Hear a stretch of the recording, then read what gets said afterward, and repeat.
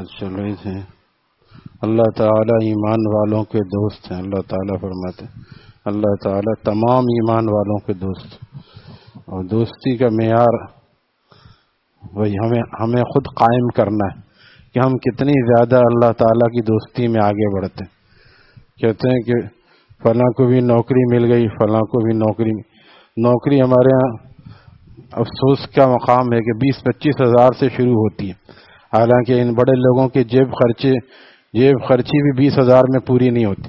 تو ہمارے یہاں مزدور طبقے کی تنخواہ اتنی کم ہوتی ہے، تو لیکن ظاہر سی بات ہے یہ المیہ ہے، اور یہ اس ہمارے فرسودہ نظام کا حصہ ہے۔ بہرحال یہ اتنا کم از کم ہونا چاہیے جس میں ایک غریب آدمی کا گزارا ہو، اور پھر بھی 20-25-30 ہزار ایک مزدور بھی کما لیتا ہے، اور آپ امام اور مؤذن کو دیکھیں تو اس پہ بھی شرما جائیں گے، اس پہ بھی شرم آئے گی کہ امام مؤذن کی تنخواہ بھی اس سے بھی کم ہے اکثر جگہوں پر۔ سمجھتے ہیں شاید ان کے ساتھ تو کوئی خواہش ہی نہیں، یہ تو صرف وہی صحابہ والے حالات فاقہ کرنا جانتے ہیں۔ لیکن یہی بات ہے کہ یہاں کہنے کا مقصد یہ کہ نوکری اس کو بھی کہتے ہیں، نوکری کر رہے وہاں کا کتنے پیسے مل رہے ہیں؟ 25 ہزار۔ آدمی کیا کہے گا؟ واہ واہ واہ، ایسا کہ بیچارے کی دیکھو تنخواہ، نوکری بھی کر رہا ہے پھر بھی اتنی سی نوکری ہے کہ دوسرا اس پہ افسوس کا اظہار کر رہا ہے۔ 25 ہزار والا اگر ترقی کرنا چاہے تو 50 ہزار بھی کر سکتا ہے۔ اب اس کی ترقی کچھ اپنے ہاتھ میں بھی ہے، کچھ مقدرات بھی ہیں، ایسا بھی ہے۔ دنیا کی ترقی ساری اپنے ہاتھ میں نہیں ہوتی۔ کتنے لوگ بڑا سیٹ اپ ڈالتے ہیں کوئی کاروبار کا، اور وہیں کا وہیں رہ جاتا ہے، تھوڑے دنوں میں نقصان لے کے واپس جاتے ہیں۔ اور وہی کوئی بندو خان ہوتا ہے جو ٹھیلا لگاتا ہے اور آج اس کی شاخیں کھلی ہوئی ہیں۔ یہ کیا ہے؟ جس کو کہتے ہیں تقدیر جس کا ساتھ دے، کہتے ہیں اللہ تعالیٰ نے اس کا ہاتھ پکڑ لیا، تقدیر نے اس کا ساتھ دیا۔ تو دنیا تو بقدر مقدر ہے، آدمی محنت کرتا ہے، دکان اور سیٹ اپ ڈالتا ہے، پھر اس میں بعض دفعہ ایسی برکت ہوتی ہے کہ وہ کہاں سے کہاں پہنچ جاتا ہے، وہ بڑی پارٹی بن جاتا ہے۔ ہمارے ہاں بقول ایک عالم نے لکھا ہے کہ اگر کوئی موچی، کہ یہ اس کو کوئی کام ایسا نہیں، موچی کا کام جو ہے اس کو برا سمجھا جاتا ہے، لیکن باٹا فیکٹری والے کے کام کو بڑا اچھا سمجھا جاتا ہے، کیونکہ بڑے پیمانے پہ موچی کا کام کر رہا ہے۔ وہ اگر کام کر رہا ہے باٹا والا تو وہ تو اس کو بڑی کمپنی کا مالک کہتے ہیں، اور کوئی بیچارہ بیٹھ کے جوتے گانٹ رہا ہے تو اس کو بیچارہ موچی ہے۔ تو یہ سب اختیارات میں تو نہیں ہے نا کہ وہ چاہے تو اپنی کمپنی کھول لے، وہ اپنا کارخانہ قائم کر لے، لیکن یہ جو راستہ ہے ولایت کا بتانا چاہ رہا ہوں، یہ سارا اختیاری ہے، یہ سارا جو چاہے۔ ابھی جیسے میں بار بار عرض کرتا ہوں، فجر پڑھی، سورہ یاسین شریف پڑھی، درس میں بیٹھنے کی توفیق ہو گئی، سورہ یاسین شریف پڑھی، اور اس کے بعد لا الہ الا اللہ کی تسبیح 1-2 تسبیح کر لی، درود شریف، استغفار، اشراق کی نماز پڑھی، اس کے بعد پھر آرام کیا۔ اشراق کے بعد بھی چانس ہے کہ آدمی متصلی 4 رکعت اور پڑھے، جس کو چاشت کہتے ہیں، صلاۃ الضحیٰ کہتے ہیں۔ تو ہی ناداں چند کلیوں پر قناعت کر گیا، ورنہ گلشن میں علاج تنگی دامہ بھی ہے۔ نوکری کے تلاش کرنے پہ تو آج ہی اختیار نہیں ہے نا، 25 والا جائے اور بولے میں مجھے 50 والی نوکری چاہیے، میں نہیں جانتا، ایسا نہیں ہو سکتا۔ وہ رفتہ رفتہ ترقی کرے گا، لیکن ولایت کی ترقی آج سے شروع ہو سکتی ہے۔ اگر آج سے ہم ارادہ کر لیں کہ آج ہم انشاءاللہ آج سے ہم بدنگاہی نہیں کریں گے، اللہ کو ناراض نہیں کریں گے، جھوٹ نہیں بولیں گے، غیبت نہیں کریں گے، گالم گلوچ نہیں کریں گے، گٹکا نہیں کھائیں گے۔ آپ نے گٹکا کھانا کون سا گناہ ہے؟ گٹکا کھانا بہت سے گناہوں کا پیش خیمہ، اور اس سے بہت سارے گناہ اس سے وجود میں آتے ہیں، کیونکہ آدمی اس سے ذکر اللہ سے محروم رہتا ہے، اور پھر بہت سے بیچارے روزہ نہیں رکھتے، اس وجہ سے روزہ خوری کرتے ہیں کہ ان کی عادت بن جاتی۔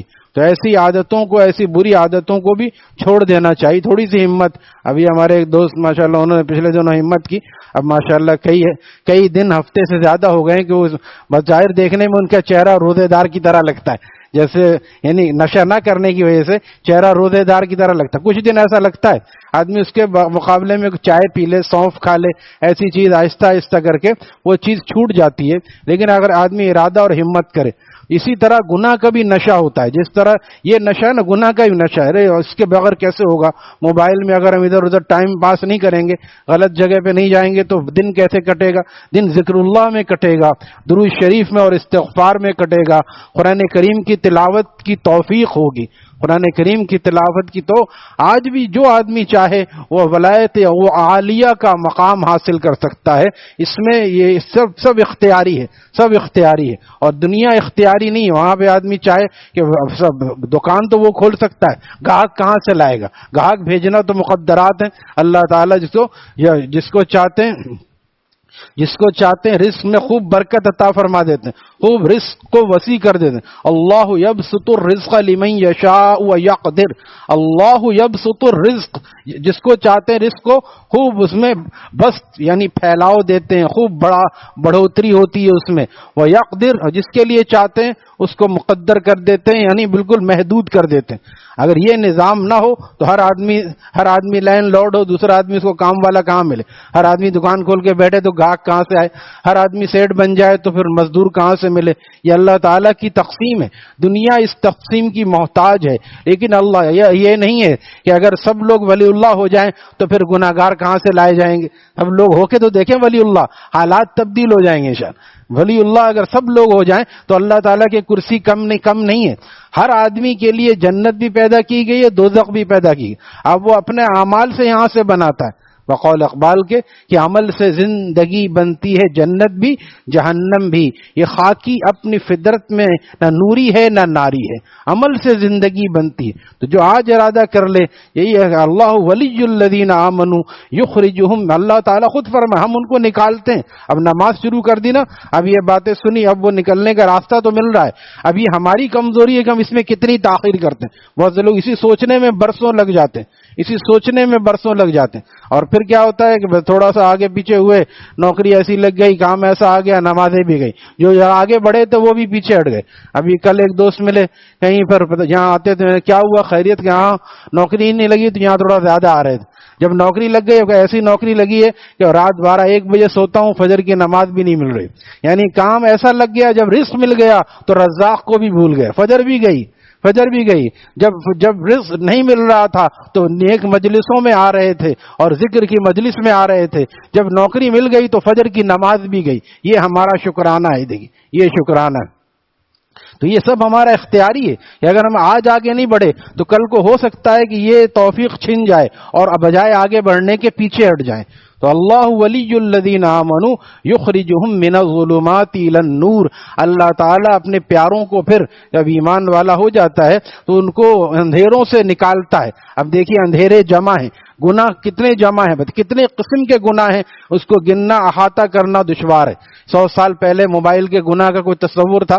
آج سب سے بڑا بت اور سب سے بڑا حجاب اللہ کے راستے میں یہ موبائل ہے۔ اگر کوئی ٹچ موبائل کو، جس کو اینڈرائڈ کہتے ہیں، اس کو ہٹا دے تو آدھے گناہ سے زیادہ تو ویسے ہی ختم ہو جائیں گے، وہ انشاءاللہ سکون کی زندگی، خود بھی آپ دیکھیں سکون کی زندگی گزرے گی۔ اگر ناگزیر نہ ہو تو ایسا کر کے دیکھیں، پھر انشاءاللہ نظر کی حفاظت بھی آسان ہوگی، کان کی حفاظت بھی، وقت بھی بچے گا۔ یہ جو اکثر وقت ہمارا اس میں ضائع ہوتا ہے، یہ وقت کی بھی حفاظت ہوگی۔ تو گناہوں کی بے شمار قسمیں، اور من الظلمات الی النور، نور اللہ تعالی کی طرف ہدایت صرف ایک ہے، کلمہ طیبہ اور نبی علیہ السلام کا راستہ۔ تو ہدایت ایک ہے، من الظلمات الی الانوار نہیں فرمایا، من الظلمات الی النور، جو اندھیروں سے نکالتا ہے اور نور کی طرف لے جاتا ہے۔ تو اللہ تعالیٰ چاہتے ہیں ہمیں اندھیروں سے نکال کے نور کی طرف لے جانا، لیکن ہماری رفتار کچھوے کی طرح ہے۔ پھر بعض دفعہ کچھوا بیچارہ سستی میں وہیں سو بھی جاتا ہے، کیونکہ وہ چلتا ہے اتنا آہستہ آہستہ۔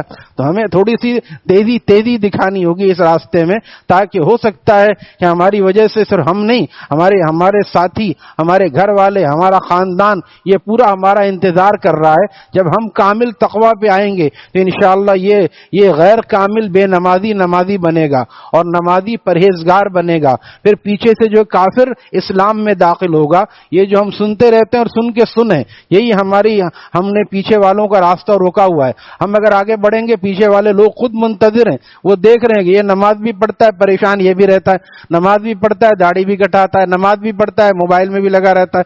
ان الصلاۃ تنہی عن الفحشاء والمنکر بے شک نماز روکتی ہے ناشائستہ حرکتوں سے، بری باتوں سے، ناشائستہ حرکتوں سے۔ اب بتائیے جو موبائل میں اور نیٹ میں فیس بک میں جو چیزیں ہوتی ہیں شائستہ حرکت ہوتی ہے؟ اللہ تعالی ہمیں ہمت مردانہ عطا فرمائے۔ صلاۃ حاجات پڑھ کے مانگنا چاہیے۔ اشراق میں کیا ہے؟ اشراق کو آپ 2 رکعت صلاۃ حاجات بھی پڑھ لیں، 2 صلاۃ توبہ پڑھ لیں، 2 صلاۃ حاجات، اور اس میں دعا کریں یا اللہ میری مدد فرمائیے، میں ارادہ کر رہا ہوں آپ کے فرما بردار بننے کا، آپ کی استعانت کے بغیر تو بندگی کا تصور بھی محال ہے۔ ایاک نعبد و ایاک نستعین، یا اللہ ہم آپ ہی کی عبادت کرتے ہیں اور آپ کی عبادت پر ہم آپ کی استعانت کے محتاج ہیں، یعنی آپ کی مدد جب ہوگی جب ہی ہو سکتا ہے۔ لا حول ولا قوت الا باللہ، نہیں ہے طاقت گناہ سے بچنے کی نہ نیک اعمال کرنے کی مگر یا اللہ آپ کی مدد کے ساتھ۔ اللہ تعالی ہم سب کو قبول فرما لے۔ الحمدللہ رب العالمین۔